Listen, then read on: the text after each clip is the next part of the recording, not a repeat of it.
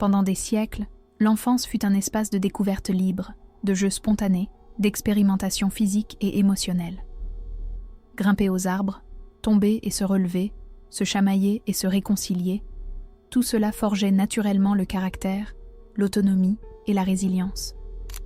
C'était une enfance vécue avec le corps, avec les sens, ancrée dans la réalité. Aujourd'hui, cette époque semble révolue. Sans bruit, sans alerte, une autre forme d'enfance a émergé, celle qui se vit à travers un écran. Une enfance digitale, domestiquée, hypnotisée.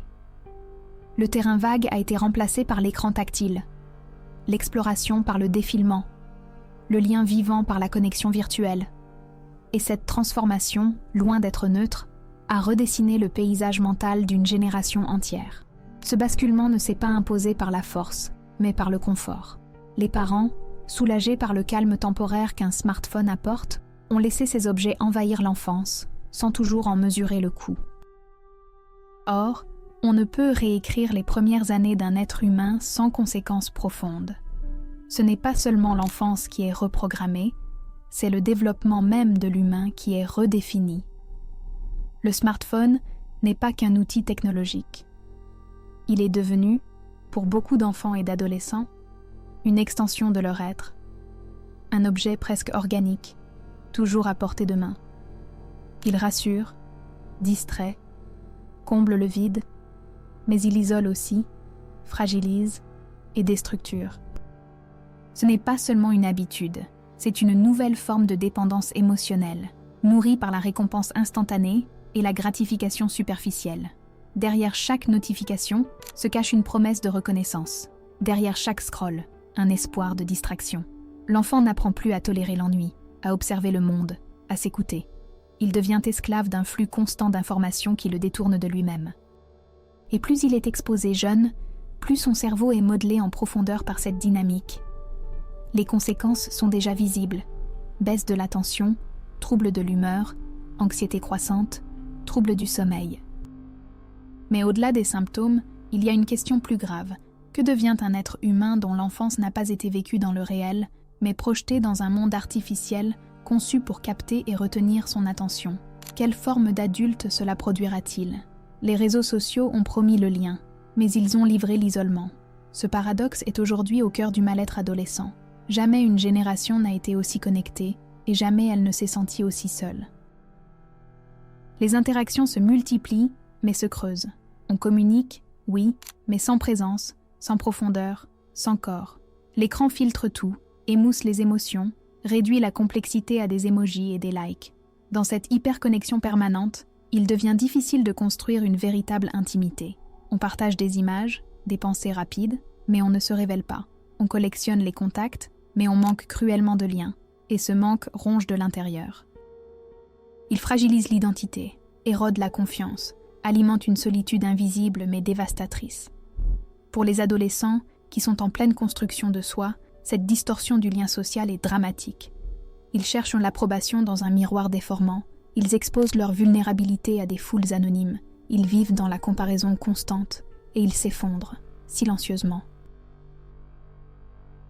Ce n'est pas la technologie en soi qui est le problème, c'est l'usage dévorant qui en est fait, au détriment du réel, du charnel, du vivant.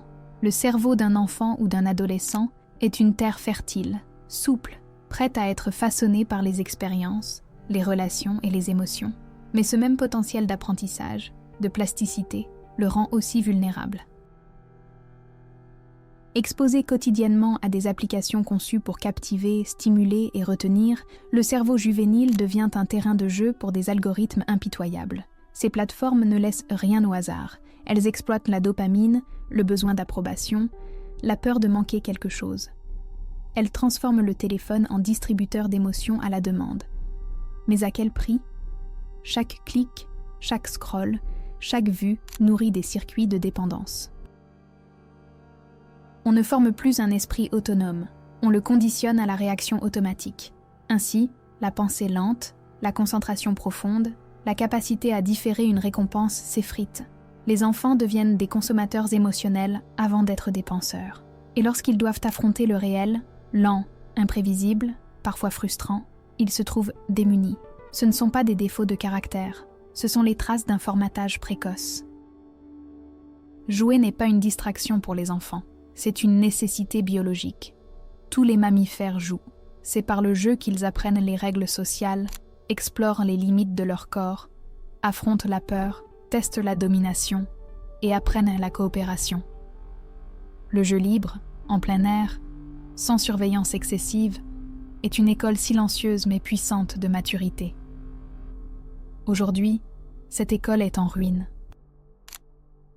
Le jeu libre a été remplacé par le temps d'écran, la spontanéité par la consommation de contenu, l'exploration par le repli. Les enfants ne grimpent plus aux arbres, ne tombent plus, ne s'égratignent plus, et cela semble à première vue une bonne nouvelle. Mais en les privant de ces micro-risques, on les prive aussi des outils pour affronter les grandes peurs de la vie. Un enfant qui ne tombe jamais ne sait pas comment se relever. Un enfant qui n'ose jamais n'apprend pas le courage. En les maintenant dans une bulle numérique supposément sûre, on élève une génération fragile, anxieuse, peu résiliente. La sédentarité physique devient une sédentarité émotionnelle. L'attention est le socle de toute forme d'intelligence. Savoir rester concentré, plonger dans une tâche, tolérer l'ennui pour accéder à la clarté, ce sont des compétences fondamentales. Mais dans l'écosystème des notifications constantes, des vidéos de 10 secondes, des likes en rafale, l'attention est devenue une ressource en voie d'extinction. Chaque vibration, chaque alerte, chaque micro-divertissement capte une fraction de l'esprit et l'arrache à sa continuité. Le cerveau papillonne, saute d'un stimulus à l'autre, sans jamais s'enraciner. L'adolescent devient spectateur de son propre mental fragmenté. Il s'agite sans construire, il survole sans comprendre. Et cette incapacité croissante à se concentrer n'est pas anodine. Elle affecte la mémoire, la créativité, la capacité à raisonner. Elle empêche l'émergence d'une pensée autonome. À force de naviguer dans un océan de distractions, les jeunes perdent le chemin de l'attention profonde, celle qui permet de se connaître, d'apprendre vraiment et d'agir avec intention. Les réseaux sociaux nous promettaient plus de connexion, mais ce qu'ils ont offert, c'est une illusion de lien. Envoyer un emoji n'est pas écouter, réagir à une story n'est pas comprendre, partager une publication n'est pas partager un moment. À force de confondre interaction et relation, une génération entière se retrouve plus seule que jamais. Les échanges numériques, privés de langage corporel, de tonalité réelle, de regard, créent des relations désincarnées. On parle sans vraiment s'écouter, on se montre sans jamais se révéler. Et dans ce simulacre de lien, l'âme s'appauvrit. Le cœur humain, lui, a besoin de chaleur, de présence, de véritable silence partagé. Alors les adolescents scrollent encore et encore, espérant combler un vide qu'ils ne savent pas nommer. Mais la solitude ne disparaît pas. Au contraire, elle s'approfondit. Ce n'est pas une solitude féconde, choisie, c'est une solitude déguisée, subie, amplifiée par le bruit numérique qui couvre leur propre voix. Chaque jour, sur leurs écrans, les jeunes voient défiler des visages parfaits, des corps sculptés, des vies idéales. Mais ce n'est pas la réalité, c'est un théâtre. Derrière chaque image se cache une sélection, un filtre, une mise en scène. Pourtant, à force d'exposition, cette fiction s'impose comme la norme. Les adolescentes, surtout, en paient le prix. Elles comparent leurs imperfections à des illusions, leurs insécurités à des simulacres.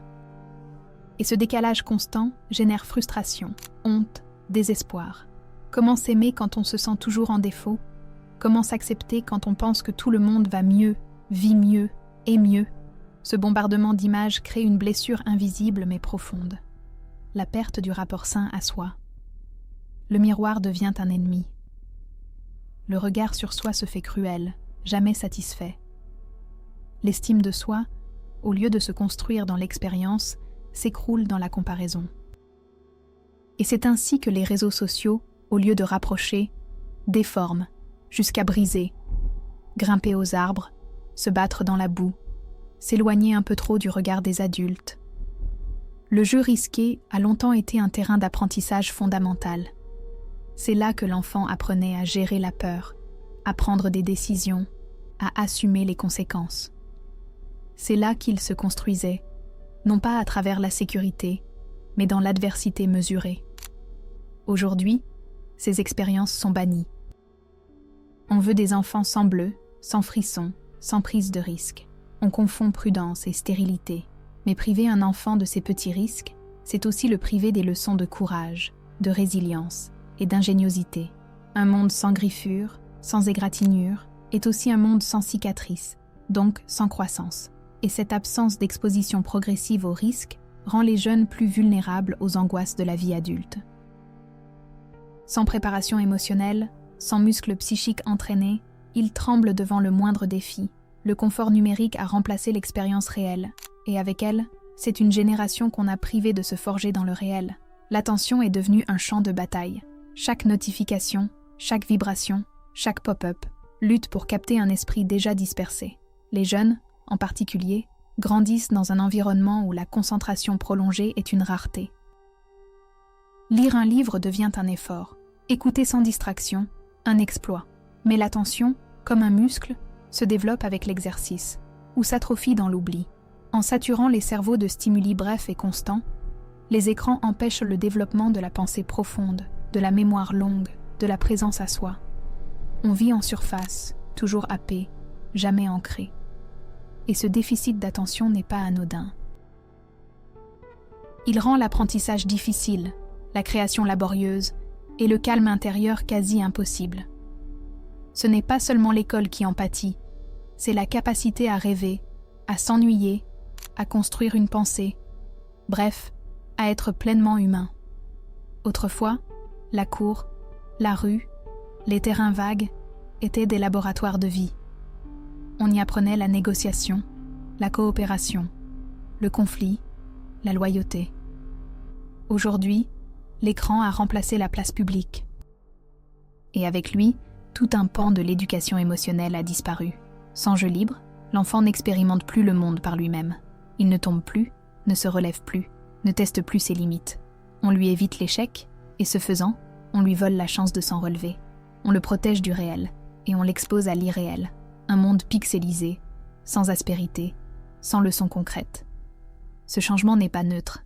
Il fabrique des adultes fragiles, peu autonomes, en quête perpétuelle de validation. Car c'est dans le jeu non dirigé, non filtré, que se forge la liberté intérieure. Sans lui, on devient dépendant, des likes, des regards, des autres. Ce qui aurait dû rester un outil est devenu un piège. Les smartphones ne sont plus des moyens, mais des fins en soi. Et les enfants, loin d'être des utilisateurs éclairés, sont devenus les cobayes d'une ingénierie comportementale sophistiquée. Derrière chaque notification, un algorithme. Derrière chaque scroll infini, une intention. Capturer leur attention. Les géants du numérique le savent. Ils savent que le cerveau d'un enfant est malléable, avide de nouveautés, fragile face à la récompense immédiate. Alors ils construisent des applications comme des machines à sous, exploitant les failles de notre psychologie pour maximiser le temps passé à l'écran. Mais ce temps, volé à la réalité, n'est jamais gratuit. Il a un coût, celui du développement, de l'autonomie, de la santé mentale. L'enfance est devenue un marché, et pendant que les profits grimpent, les générations s'effondrent, addictes, anxieuses, perdues. Les réseaux sociaux promettèrent la connexion, mais ils ont souvent livré l'inverse. Une illusion de proximité, masquant une réalité de solitude. On parle, on commente, on réagit, mais sans toucher, sans voir, sans ressentir. L'interaction humaine s'est appauvrie, réduite à des emojis et des likes. Ce paradoxe est cruel. Plus on est connecté, plus on se sent seul. La solitude n'est plus un silence extérieur, mais une dissonance intérieure. On est entouré de visages, mais aucun ne nous regarde vraiment. On partage tout, sauf l'essentiel. La présence authentique, la vulnérabilité, l'écoute. Les jeunes grandissent dans ce vide. Ils apprennent à se cacher derrière un filtre, à dissimuler leurs doutes dans un poste soigné. Et à force de vivre dans cette représentation d'eux-mêmes, ils oublient comment être en lien. Non avec un écran, mais avec un autre être humain. L'esprit humain a besoin de lenteur pour comprendre, de silence pour assimiler, de répétition pour maîtriser. Or, tout dans le numérique pousse à l'inverse. Vitesse, bruit, zapping. Résultat, une génération qui peine à se concentrer, à persévérer, à aller au bout d'une pensée. Les enseignants le constatent. Les élèves lisent moins, écrivent moins, mémorisent moins. Non par paresse, mais parce qu'ils sont saturés. Leurs esprits, fragmentés par les sollicitations constantes, peinent à se poser. Apprendre devient douloureux, parce que penser demande un effort que le monde numérique n'exige plus. Mais cette crise ne touche pas que l'école, elle touche l'avenir. Car une jeunesse qui n'arrive plus à apprendre, c'est une société qui se condamne à l'ignorance, et donc à la manipulation, à la fragilité, à la soumission. Jamais l'anxiété n'a été aussi banale. Elle ne se cache plus, elle s'installe. Elle ronge les journées, interrompt les nuits, étouffe les élans. Chez les adolescents, elle n'est plus l'exception, mais la règle. Et derrière elle, un cocktail explosif, peur de rater, comparaison constante, hyperstimulation, solitude dissimulée. L'anxiété numérique n'est pas une crise passagère, c'est une maladie de civilisation. Elle naît de l'écart grandissant entre le monde que l'on habite et les besoins profonds de notre corps, de notre cœur, de notre cerveau.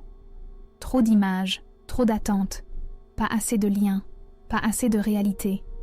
Et le pire, c'est que cette souffrance devient invisible, normalisée. On s'y habitue, on la gère avec des antidépresseurs, des distractions, des écrans. Mais jamais avec ce dont elle aurait vraiment besoin, le retour au réel, au jeu, à la nature, à la lenteur, à la présence. Autrefois, grandir signifiait franchir des étapes concrètes, affronter un défi, assumer une responsabilité, traverser une peur. Ces moments, bien que parfois douloureux, donnaient un sens à la croissance. Ils marquèrent le passage de l'enfance à l'âge adulte, mais dans l'ère numérique, ces rites ont disparu. Remplacés par des likes, des notifications et des trophées virtuels, les jeunes ne grimpent plus aux arbres, ils montent dans les classements de jeux. Ils ne se confrontent plus au réel, mais s'évaluent à travers des avatars. Résultat, une transition avortée. Des corps adultes avec des âmes d'enfants inquiets, privés de repères. Une génération bloquée entre deux âges, en attente d'un événement initiatique qui ne vient jamais. Chaque jour, des millions de jeunes comparent leur vie à une mosaïque de moments filtrés, de corps idéalisés, de succès exagérés. Et à force de se regarder dans ce miroir numérique, ils cessent de se voir eux-mêmes. Les réseaux sociaux transforment l'estime de soi en un score à optimiser. Plus de j'aime, plus de vues, plus de validation extérieure. Mais à chaque clic, l'angoisse grandit.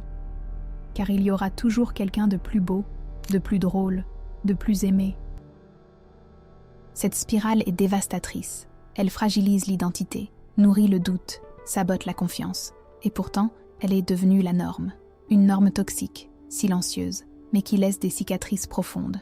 La technologie nous a connectés, mais elle nous a déconnectés de l'essentiel, notre corps. Le mouvement spontané, le contact physique, l'écoute de nos sensations ont été remplacés par des heures d'immobilité devant un écran. Les enfants ne courent plus, ils scrollent. Ils n'explorent plus, ils consomment. Cette sédentarité précoce n'est pas anodine. Elle affecte la posture, le sommeil, le système nerveux. Mais surtout, elle coupe les jeunes de leur propre vitalité, car c'est en bougeant, en tombant, en se relevant qu'on apprend la résilience. C'est dans le jeu physique que se forge l'audace, la confiance, l'élan. En effaçant ces expériences, on crée des êtres brillants à l'extérieur, mais fragiles à l'intérieur. Jamais l'humanité n'a été aussi connectée, et pourtant, jamais elle ne s'est sentie aussi seule.